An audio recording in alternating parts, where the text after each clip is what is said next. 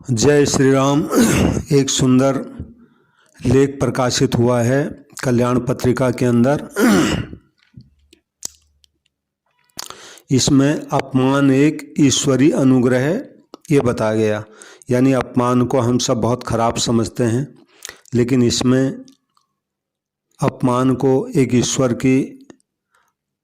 ईश्वरीय अनुग्रह यानी ईश्वर की कृपा बताया गया। यानी ईश्वर जब कृपा करते हैं तब अपमान होता है। यह है, उसी का मैं पाठ कर रहा हूँ। राम व्यावहारिक तथा पारमार्थिक दोनों मार्गों में प्रगति करने की इच्छा वाले व्यक्ति को जीवन में शांति, धैर्य, सहिष्णुता और तितिक्षा आदि गुण अपनाने पड़ते हैं। अनुकूल परिस्थिति में सबको अपने में इन गुणों के होने का भ्रम होता है, किंतु कसौटी प्रतिकूलता के समय महारथी कर्ण की शास्त्र विद्या के समान ये सद्गुण लुप्त हो जाते हैं। अपमान भी इसी प्रकार की एक कसौटी है। यानी अपमान होने से मनुष्य की परीक्षा हो जाती है कि वास्तव में ये धैर्यवान, शांति युक्त, सहिष्णुता युक्त है या नहीं है। शास्त्र का वचन है, प्रतिष्ठा सुकरी विष्ठा गौरवं रौरवं समम अभिमानं सुरापानम तस्मात् एतत्त्रयं त्यजेत। यानी प्रतिष्ठा को सुकरी विष्ठा के समान, गौरव को रौरव नरक के समान और अभिमान को सुरापान के समान गिना जाता है। अतः साधक को इन तीनों का त्याग करना चाहिए।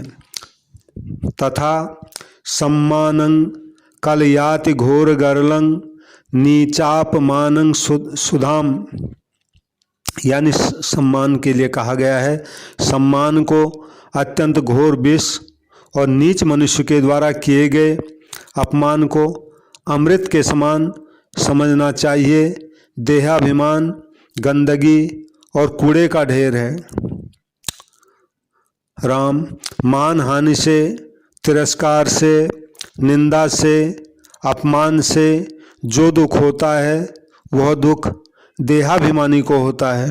हमारे जीवन के अधिकांश दुख देहाभिमान के ऊपर ही आधारित हैं।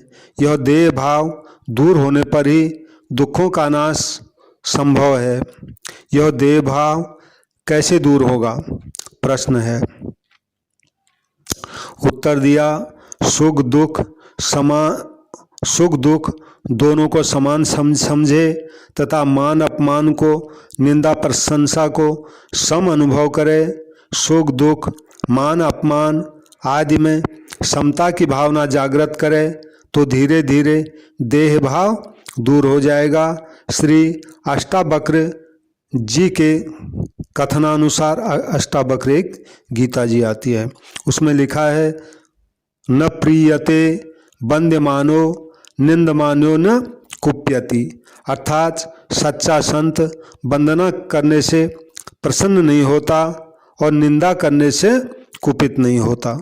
संत वचन है, शब्द सहन करना आप आत्मनिष्ठा है। देह भाव रहने पर कोई शब्द बुरा लग सकता है, परंतु मैं देह नहीं हूँ, मैं अक्षर हूँ, मैं ब्रह्म हूँ, ऐसा माने तो शब्द बुरा न लगे। अखंड ज्ञान में स्थित हो जाए तो शब्द आकाश का अंश जान पड़े तथा शब्द आकाश का धर्म है, निंदा शब्द है। अतः आकाश का धर्म होने के कारण आकाश में लुप्त हो जाता है। शब्द आत्मा को स्पर्श नहीं कर सकता। अतः निंदा और अपमान से शुद्ध और व्याकुल होना साधना की अपरिपक्वता बतलाता है। आत्मनिष्ठा के अभ्यासी को इस अवस्था से मुक्त होना चाहिए।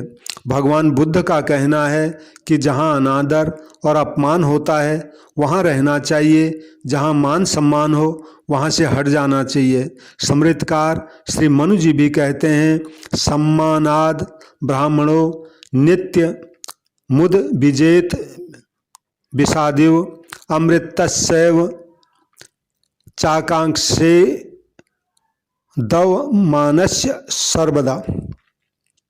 इसका अर्थ है ब्राह्मणों को यानी साधकों को विष के समान सम्मान से सदा उद्विग्न होना चाहिए और अमृत के समान अपमान की आकांक्षा करनी चाहिए। एक अन्य स्थल पर भी लिखा गया है, अमृत सेव तृप्ते तो अपमानस्य योगवित विश्वच जुगुप्सितो सम्मानस्य सदा द्विजो। अर्थात ब्राह्मण यानी साधक को अमृत के समान अपमान से तृप्त होना चाहिए और विश्वत सम्मान से जुगुप्सा प्रकट करनी चाहिए। जुगुप्सा यानी नाराजी। महात्मा कबीर को निंदित करने के लिए कुटिल लोगों ने समकालीन एक हीन चरित्रा नारी को रुपए देकर खड़ा किया था। उस स्त्री ने बड़ी सभा में कबीर जी पर एक घृणित लांछन लगाया।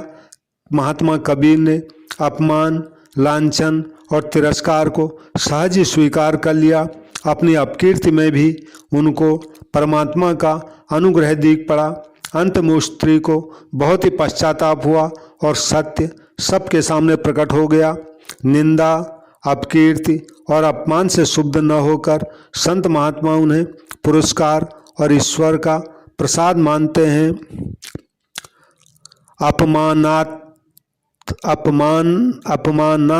तपोवृद्धि समानाच तपोक्षय।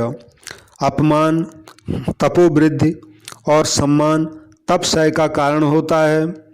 निंदा तथा अपमान करने वाले तो हमारा कल्याण ही करते हैं।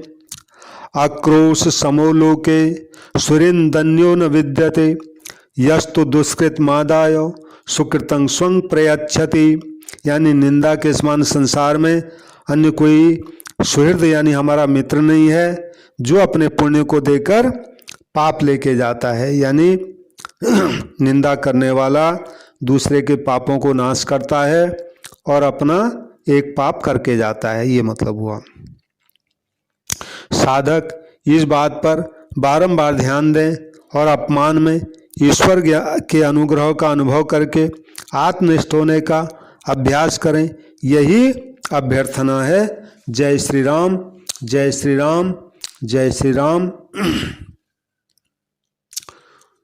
सबसे प्रार्थना है, कृपया जो भी मेरे संत कल्याण वाणी चैनल को सुन रहे हैं, कृपया मेरे इस चैनल को सब्सक्राइब करें और संतों की वाणी है इसको शेयर ज़रूर करें और लाइक करें।